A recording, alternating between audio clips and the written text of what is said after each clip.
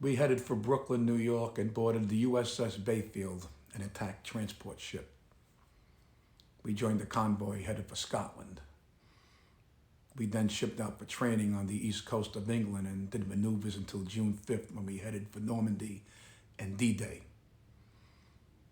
We enjoyed our training, but everyone was excited to get going.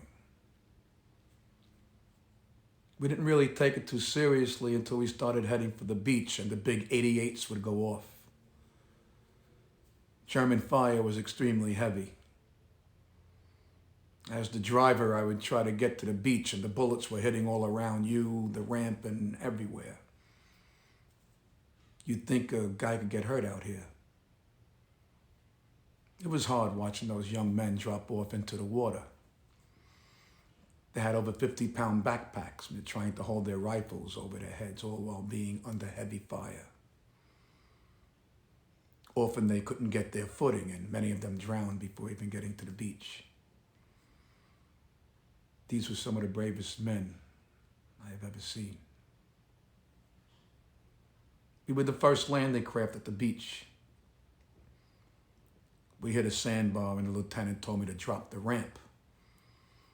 I said, no, we don't drop the ramp now. The lieutenant kept telling me to drop the ramp. And I said, no, we are in 10 to 15 feet of water. If we drop the ramp now, you will all drown. He apologized and didn't ask me again until we could get off the sandbar and move to shallow water. Schultz struggled to describe the scene. The troops tried to run to shore. Some of them never touched the beach. Before they could even get solid footing, they would be shot. During the first wave, Harold remembered seeing the beach when the ramp dropped. It was a tangle of barbed wire and cement and all kinds of things to keep you from getting on the beach. You couldn't see any Germans. They were all up on a hill firing down on us. The worst part of his job, he noted, was to remove the dog tags off the dead soldiers floating in the water. That got to me.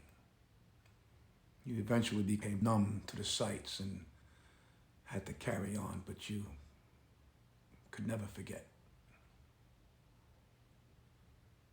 During the attack, Schultz went 72 hours without sleep.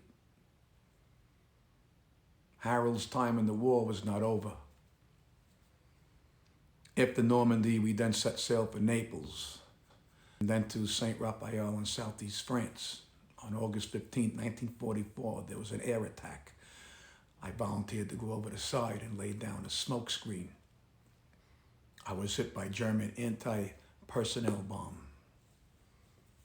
The shrapnel hit the lower part of my body, breaking my leg and causing other wounds. I knew I was hurt, but really didn't feel anything.